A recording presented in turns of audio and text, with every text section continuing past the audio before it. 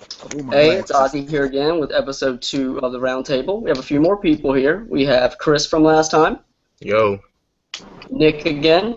What's up? This time we got Scott with us as well. Hey, how's it going?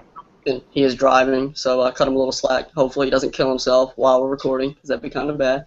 And we got Khalil out in the country with a little bit of a laggy internet connection. Yeah, it's all right though, man. I'm gonna work with it. So we may not be able to see him all the time, but we can hear him, so we're good. Tonight we're going to start off with the draft lottery because we have a few people in here who like a couple of those teams that were, I think, in the top 4, I believe. Top 2, baby. Top 3. So Khalil likes the Lakers, I believe, Exactly.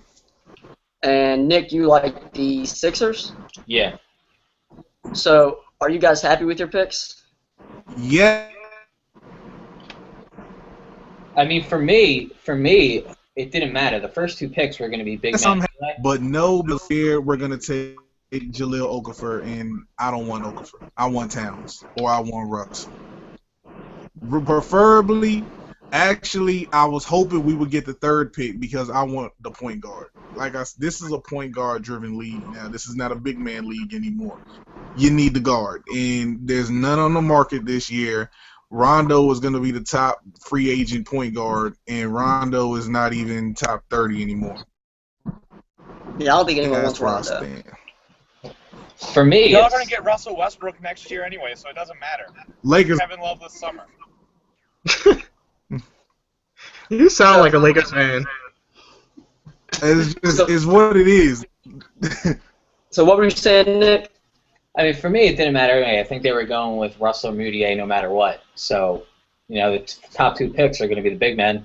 And for the Sixers, it was whoever, if we're the 3rd pick, we're going with one or the other. We weren't going to get Okafor or Towns anyway. We didn't need them. We don't need them. So, for me, it didn't really matter. The first pick would have been nice because then I guess you have trade leverage for something. If the Lakers really need Okafor or Towns that bad.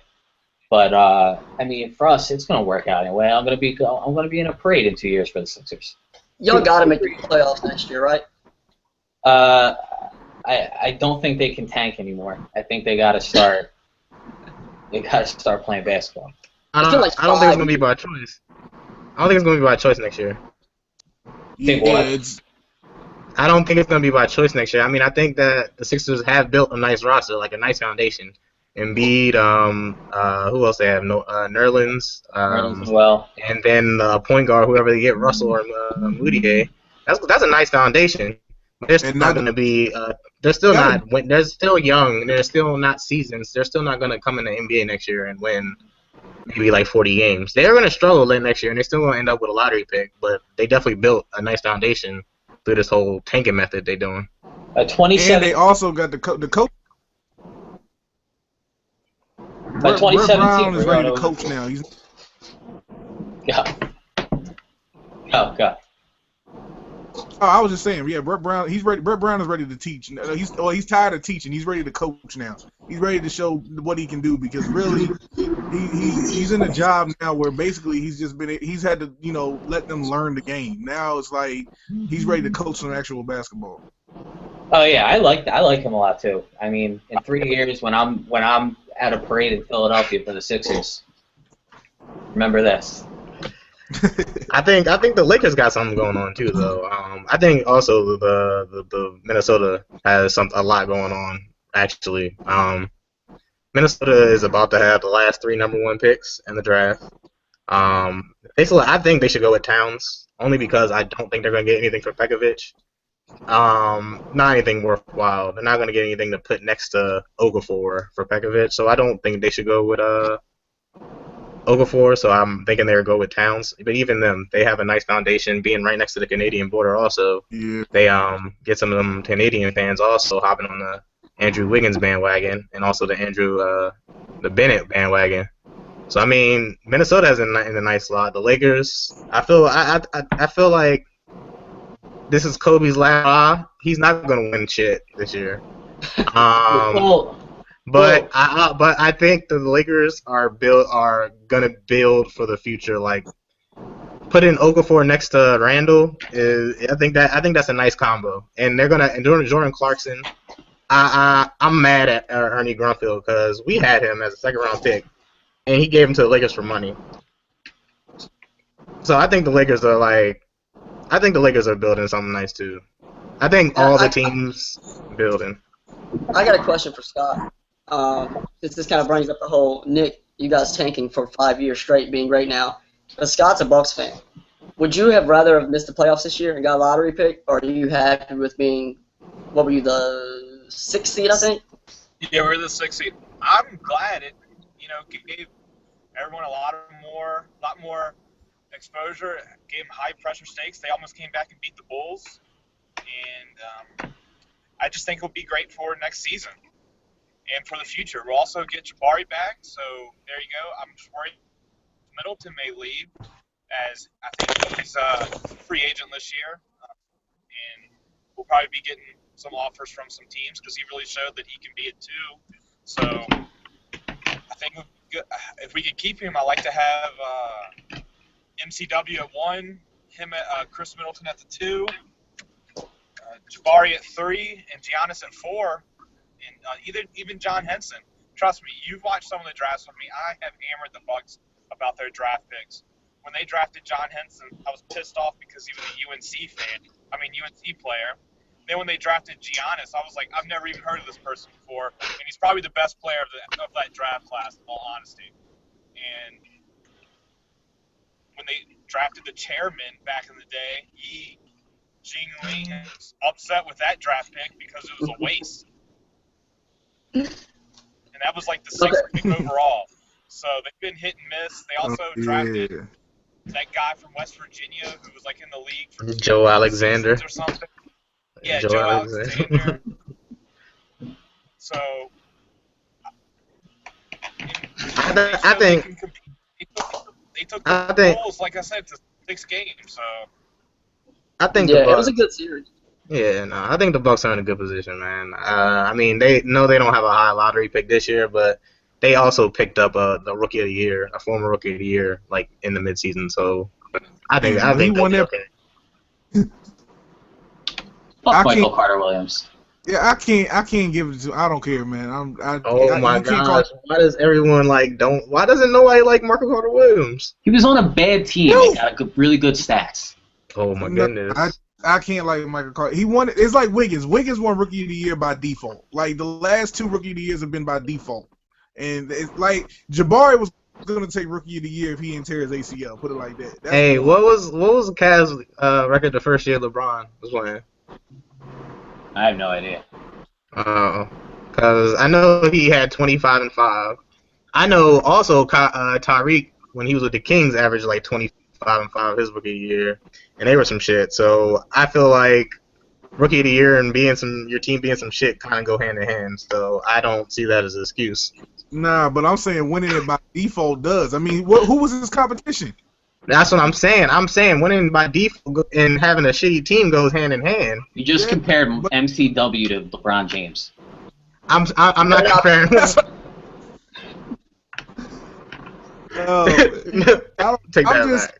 At him. I didn't like him in Syracuse. I didn't like him in college at all. He couldn't. I've seen him play live. I never liked him. When it comes down to it, I want my point guard to be able to handle the rock, pass, and shoot. He can't score.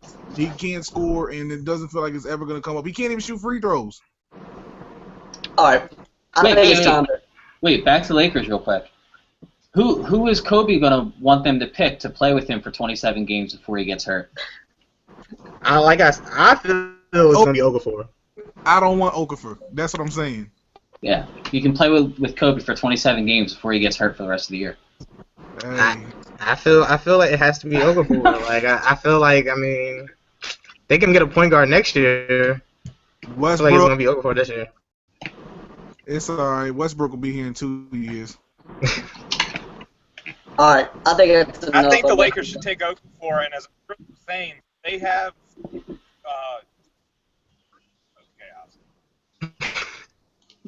I mean, he's got a point. You got Okafor, Julius Randle. They need a 3 because they're gonna get rid of Nick Young. You got Kobe at the 2 till he gets hurt, and they just need a point. And they're probably gonna sign Rondo because Kobe and Rondo are best friends. All right, I think that's enough Laker talk because honestly, it doesn't matter. because they're not going to make the playoffs. It doesn't matter who they take. Hey, Nah. So They suck. we're going to move on, and we're going to do the projections for the two conference finals. So I'll start, and I'm going to go in order, and you guys can say what you think. I'm not really going to explain why. You guys can if you want to. If you want to do a breakdown, you're more than welcome. If not, it doesn't matter. I'm taking the Cavs in 6 over the Hawks. I don't really think it'll be that close. It's just LeBron. You really can't do much about it. The Hawks really haven't looked great for 2 or 3 months now. I just don't think it's going to be that close. The Warriors, I'm taking the Warriors in 5 over the Rockets. I almost wanted to say a sweep. I said I was going to get into this. I don't think Dwight Howard has any heart. I don't really think James Harden has any heart. I think he just kind of – he's a great basketball player, but he just depends on fouls all the time. I just don't think they have what it takes, and I think if Golden State actually tries, it's not even much of a series. They may, get a game in on them, but I don't think it's going to be close. Let's go to Chris first. Well, I will go Cavs in 4. I think LeBron, he's on a mission. I just don't think we just played as a Wizards fan. We just played Atlanta last series. I think the Cavs are way better put together than us as a team, and right now they're just rolling. So I don't see Atlanta even sneaking in the game. And then in the West, I have definitely Golden State. Like you said, James Harden and Dwight Howard don't have a heart. I am a believer that James Harden played for MVP. He didn't play for a championship. He played to get MVP. That's his whole season. He played just to win MVP award. And once he didn't win it, he was like, whatever. It doesn't matter anymore. So I don't think that they'll lead them to the finals. So I'm definitely giving it to Stephen Curry and the Warriors. Khalil? I'm going Cleveland in 6. I feel that they're gonna brain fart twice. Atlanta's gonna steal 1. Atlanta might win tonight even, because everybody, you know how it goes. When everybody does not pick you, that's when they come out motivated. So I can give them game 1 tonight. I'm gonna give Golden State in 4. I just don't. With Dwight Howard out, they lost that 1. Unless Golden State takes a night off to finish them off at home, that's a possibility. I feel Golden State is just the favorites right now. They're the only healthy team left where they really have no injuries. I mean, their biggest injury is Spates, and that says it all right there. So I'm going that. Nick? Cavs in 3 because they're just that much better. 3. He said 3. Golden State and I'll give Houston 6 games before they go out. Dwight Howard's a pussy. He's the biggest pussy in the league. He's a fucking loser. I hate him so much. He's so hateable. Man, I'm glad Nick said what I wanted to say. Whew. Yeah, Kobe called him a bitch. What's Dwight's 7 foot, right? Yeah, 6'11". Yeah. He's got every player in the league calling him a pussy all the time and calling him a bitch. Fuck Dwight Howard. Get him out of here. But that's not the issue with him, though. My bad, Nick. I don't mean to interrupt. But my biggest issue with Howard is you've been in the league 11 years now, and you still don't have a go-to post move in the offense. Because he's a pussy. Like when does that develop? That's what I don't get. Because he's afraid of contact. Because he's a pussy.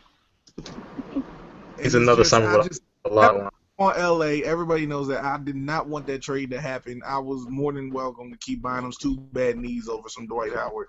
I knew it wasn't going to work, and I was pissed off when we made the deal. Yeah, because you got the biggest pussy in the league. Exactly. And yeah, James Harden. I got nothing against James Harden. He's selfish and everything, but he makes really good Foot Locker commercials. So I'm a fan. So because of his Foot Locker commercials, I'll give them 6 games, but they lose that series easily, even in 6 games. All right, Scott? I got the Cavs in 5. I say, like Khalil said, that the Hawks will probably win a game, either game 1 or game 2, whichever one's at home, steal 1. You'll see the media freaking out, and then LeBron will just be like, nope, not going to happen, and just crush the Hawks. Like you said, Ozzy, they haven't been playing that well in the last 2 months. They're sort of like the Raptors, except for the Raptors didn't play that well for the last 4 months of the season, just coasted in a weak Eastern Conference. And, with the Western Conference, I'm gonna go Golden State in 5. I like James Harden. I say he gets to the line like 30 times one game, and that's when they win. That might be right. And then in the finals, I'm gonna go Golden State in 6. Ooh. That I is a don't good know question. about that. All right, let's go back. So I'm going to start again. I'm going to go. Actually, I'm going to agree. I'll go Golden State over Cleveland, and to kind of finish it out here, I'll go back around one more time. Chris. I can't agree with that one. First of all, Cleveland's gonna put the best player in the world on the MVP, and that's gonna shut that down. It's not like Cleveland is like doesn't have other defenders also, so it's not like Golden State is gonna be running wild. Like they're gonna figure out a way to calm that down, and like you've seen in the Grizzlies series, you slow down Steph Curry. You win a game. And that's exactly what the Grizzlies did. Both those games they won. They slowed down Steph Curry and they win games. They put LeBron on Steph Curry. Will they be able to slow him down 4 games, I think LeBron will. And even if you don't have LeBron, you throw Iman at him. Bring Iman off the bench and throw him at him. You make that work. Like I don't see. Maybe it goes to 6, but I don't see Golden State beating Cleveland, especially with LeBron guarding Curry. Khalil? Well, I see. It depends. Like I said, Golden State is the only healthy team left, and that's gonna play a factor. But it also depends on my prediction. See, I could say 5, and I could say 6, but it all depends on Andrew Bogut, ironically, because he's got the biggest beneficiary right now. I mean, basically, he's got no one down there that can guard him. Tristan Thompson is too small. Mozgov is average, even though Bogut is average, but Bogut still has the advantage over him just due to pedigree. You could put LeBron on Curry, but it still won't be enough for me. You could put Shumpert on Thompson. There's still no one to get Draymond Green's energy. They don't have any big that can guard that. I don't see it happening. So like I said, but it really all depends. If Bogut shows up, I got him in 5. If Bogut doesn't, I got him in 6. But right now, I feel like no one can beat Golden State in the series. They're too healthy, they're too deep, and they're too strong. And plus, I don't feel David Blatt is gonna be able to outcoach Steve Kerr. That's one thing I don't believe, and I really don't believe going back to the Hawks that he can outcoach too. I didn't factor that in. Nick, we'll finish it up with you. I mean, LeBron and his son Kyrie. They're quite a team. I can go in the media discussion as well, that question. We'll talk about that in a second. What? We'll talk about that question in a second. Yeah, well, him and his daddy. I don't know. I just like LeBron because a lot of people hate him. I'm going to go Cavs in 7. I could see that happening. Oh, if it's 7 games, it'll be an amazing series. Mm-hmm. Yeah. But if it's 7, it's going to Golden State, and I definitely got Golden State at home in Game 7. Oh, yeah, Golden State will be crazy every game of the I'm finals. jealous of their fans. Oh man, me too. They have the They have just have the fun. top.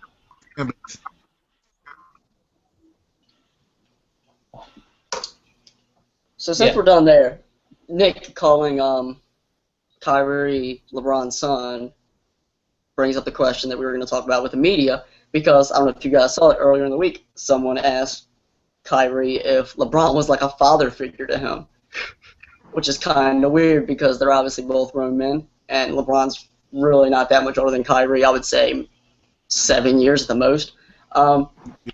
So along with that, along with this big outrage that Steph Curry brought his kid to the post-game press conference and people were saying that they delayed their jobs, that they had to write their story, and him fooling around was ruining it. Do you guys think the players should treat this more like a job, or should the reporters just kind of relax a little bit? Because obviously they have the best job in the world pretty much, to sit there and write about basketball. The reporters need to chill. That's just how I feel personally. I felt like this way for a while with the league. I miss the old Iverson days where he won MVP and he was up there with a do rag and chains on and a T-shirt.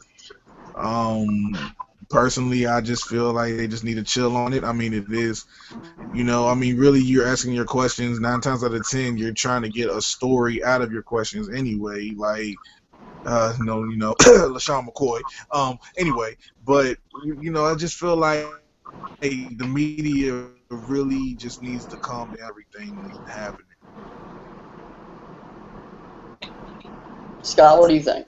I just think with this 24/7 news cycle that we have, that the media will grasp at straws for anything that makes stories, gets clicks on the internet website, gets favorites on Twitter, retweets, whatever, likes on Facebook. They just try to reach at anything that will try to stick or try to throw it against the wall. They didn't say anything when Derrick Rose had his little Anthony Davis-looking kid up there beside him. So I don't understand what the big deal is. He does like Anthony Davis. We got to touch on Derrick Rose. We're gonna touch on that too. We have to. Don't touch him too hard; he'll break. All right, what do you got, Nick? What do you think about the media? The media are a bunch of jagoffs. Think about like with Marshawn Lynch. They trash Marshawn Lynch if he doesn't say anything, and then they say Marshawn Lynch is only popular because of the media, which is bullshit. This is the bottom line with the media. They kill you if you don't say anything, and they kill you if you say too much or say the wrong thing. So you can't win if you're an athlete either way. You're going to lose. They're going to bash you one way, they're going to bash you the other way. They're assholes. They're all assholes. They all think they're more important than they are. What happened at Wisconsin March Madness? Aaron Rodgers being at the game, and he didn't talk to some reporter, and the reporter wrote like 45 consecutive tweets bashing Aaron Rodgers that he has a job to talk to the media, and he's like, Aaron Rodgers shouldn't even be there. He didn't go to Wisconsin. This isn't about him. Yet you're making the whole thing about him, bashing him for being a story because he was there. Fuck the media. I can't stand the media. They suck in every sport. They suck most of all in football. They're horrible in basketball. If Steph Curry has his kid at a press conference, good for him. He just won a big game. He's trying to live his dream out. You're getting paid millions of dollars to entertain me. I don't really care about your story that no one's going to read anyway. No one reads your stories if you're in the media. No one reads it. So that's it. I hate them. What do you think, Chris? On one side, I understand that the media wants clicks because, I mean, it is kind of their job. It is a way they bring in revenue. So on one instance, I do understand that. But on the other hand, they pick anything and irritate it. Like, they irritate it so much. You can pick from anything from Tom Brady to Marshawn Lynch to Mayweather.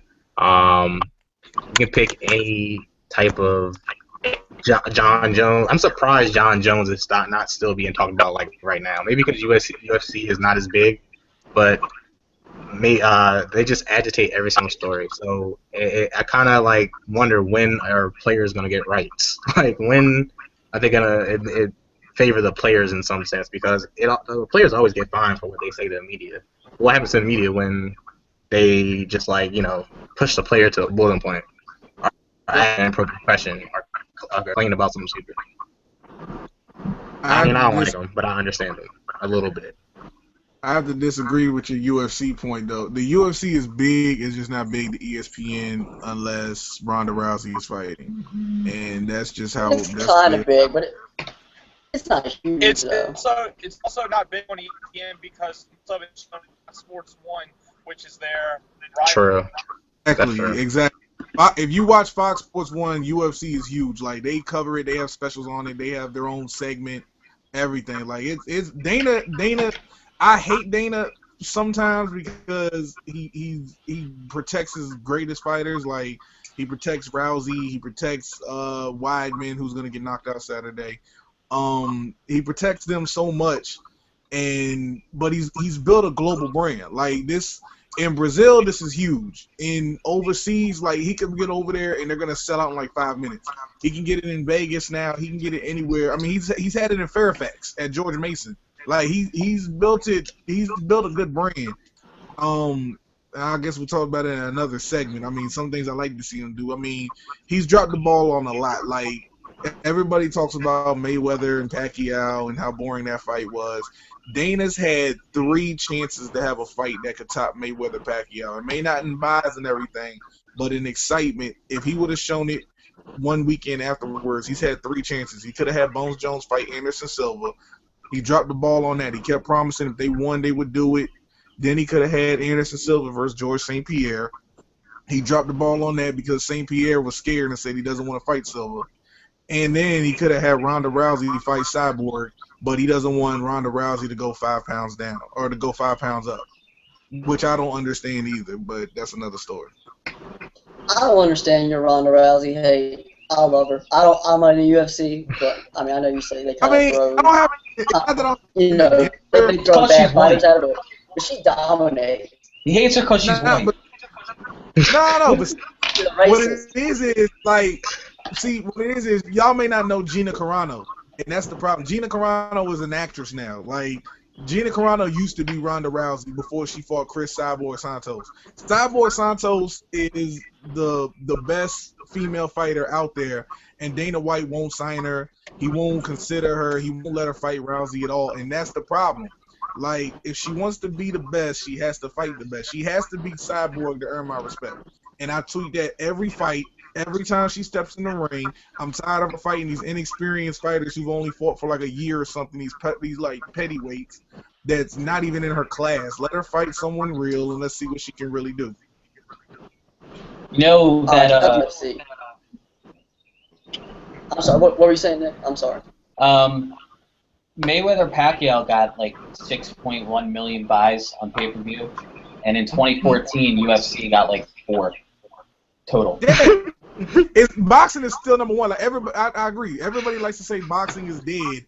Boxing is nowhere near dead. Like even Klitschko, I hate the Klitschko brothers because all they do is hug, but they can draw. Man, I hate them because they still hate paying a tear for me, and that's messed up. That's what I mean, I can't stand them, but they can draw. Like, boxing is not dead. It's nowhere near dead. When Mayweather leaves, it won't die. I mean, it's not going to be as good, but it won't die. It's still going to draw. It's still going to be a good box office. But my dude from Philly's fixing it. Bye-bye Jennings, baby. Yeah, I mean, you got him. I hate Adrian Bronner, but you got him. You got the What's other that dude dude. who just You won got last weekend? Kadana.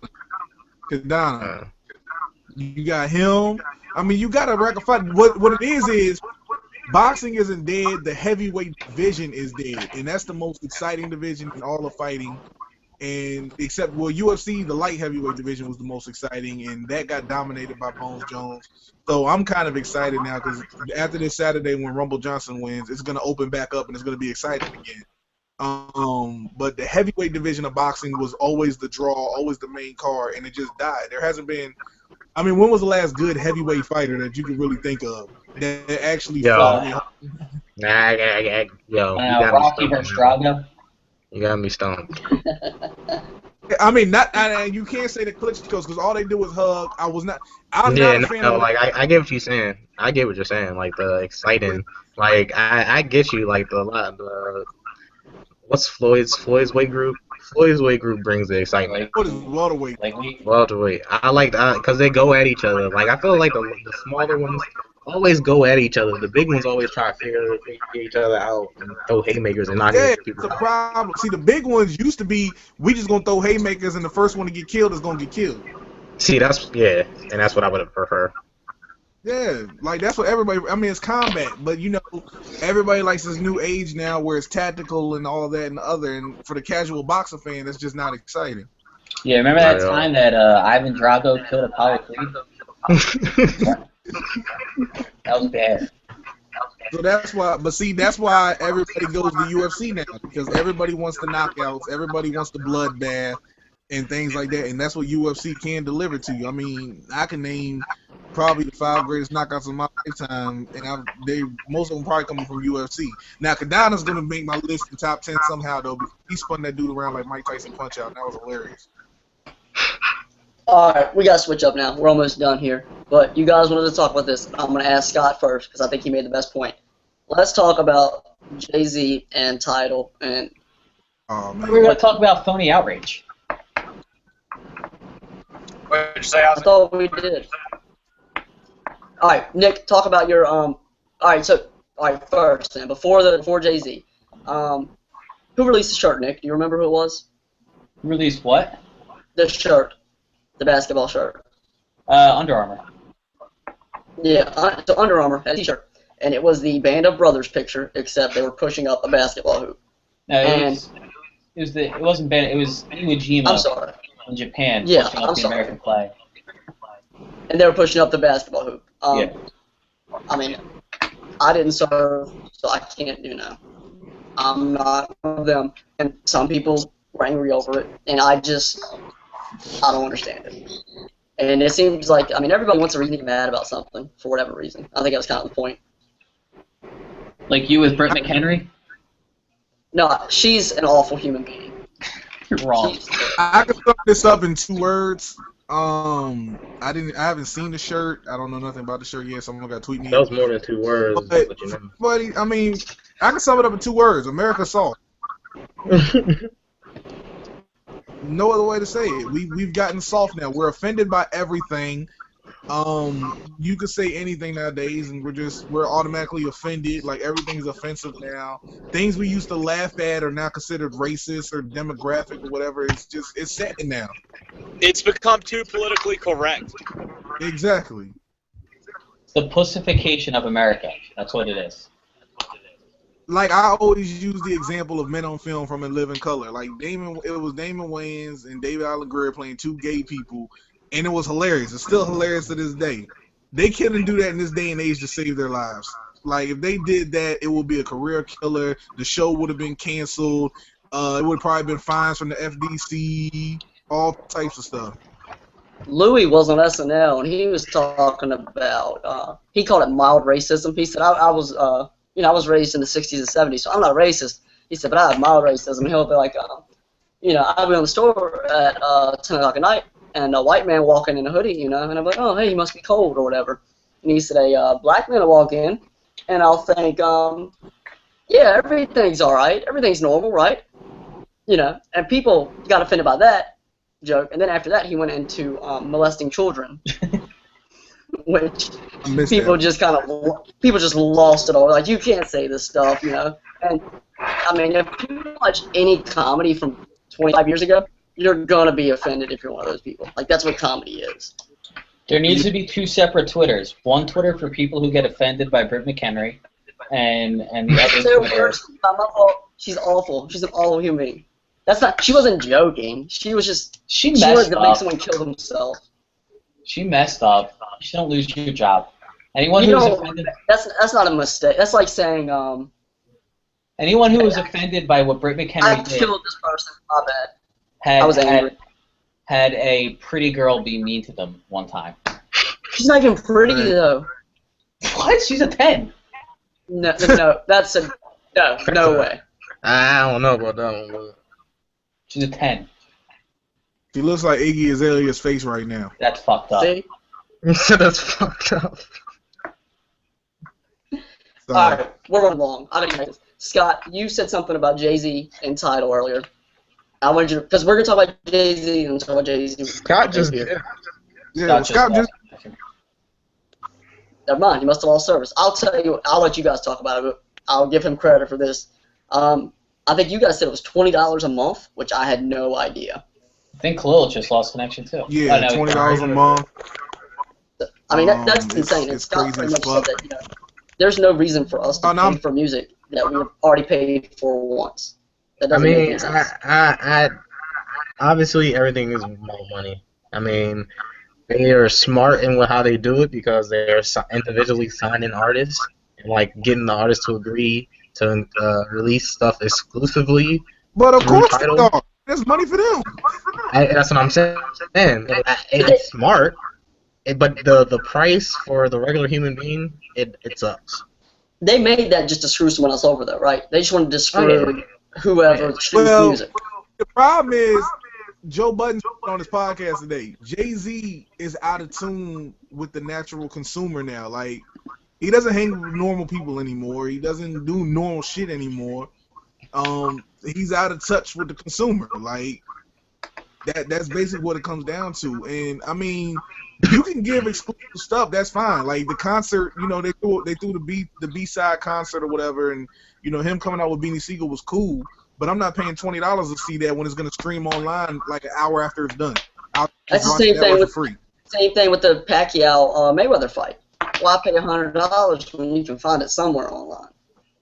Exactly. I mean, paid for it. But I'm no not member gonna. of the round table saw the Floyd Mayweather fight illegally. Yeah, I did. Come on, man! You're not supposed to admit that. That was the disclaimer. I paid God for damn. everything. What are they gonna do, arrest me? I paid watched $99.99. $9. Would you go to a bar? I said 99. He said 99. Oh, okay. But why would I want to watch Pacquiao Mayweather for $99.99 when I can watch the WWE Network for $9.99? Okay, never mind. But you get what I'm saying, though. They paid for that plug? But Tidal is Yeah, like, I mean, some of my- everybody's money now, though. like Tidal is like it's just not worth it. And then you're paying $20 a month for so-called quote unquote HD sound, which really, if you don't have the certain headphones, you really can't tell the difference. And if you have the headphones, you still can't tell the difference. You have to have a music ear to tell the difference between HD music and regular music. I've been, and I mean, you really like it's just okay. It's a little clearer. You might hear like if I go puh and tuh, you might hear it. That's about it. You can hear when I take a breath in the verse. So All it's right. just. I think we're about done here. I'm gonna give each of you a chance to have a final thought. If you wanna say anything else or add anything, Chris, you go first. Got anything? I just wanted to give one last thing on the Steph Curry thing. I seen an article, and a guy is it's a couple articles. They're really complaining about the fact that Steph Curry's daughter was moving around while he's giving his interview. And it's not like he was distracted. Steph Curry gave his everything, and still conducted an interview and everything. I get that it's their job and it's their need to be professional, but how many people have and no one ever says anything? But Steph says run around a bit and don't even interview it, and they actually feel so disrespected. Stop. Just stop. Yeah, I agree. Khalil? My final thought is LaShawn McCoy, there's probably a 0.0% chance you see this, but stop crying like a bitch. We don't miss. That's about it. Right. What'd you say, Nick? No, I agree completely. Final thought is, we got to work on our entrance on this thing. We got to work on our introduction a little bit. Yeah. I'm not pointing fingers at anybody, but maybe we go with maybe you introduce everyone. You say it's your boy Chris, it's your boy Khalil, it's your boy Nick. Have a little more fun with it. I don't know. I'm not the professional or anything. And that's about it. I just wanted to bash you for like a quick minute. I just felt That's I will give you a shout out or somewhere. Well, it might be gone now because your blog was deleted. But at one point on myouthouse.com, I did. What was the term I called you? What was it? a frat boy. Yeah. So you have every right to bash me because I did call you a frat boy. And Sorry. earlier I did say you were running the GTL, the Gym Tan Laundry. So I can't get too mad about it. So I understand.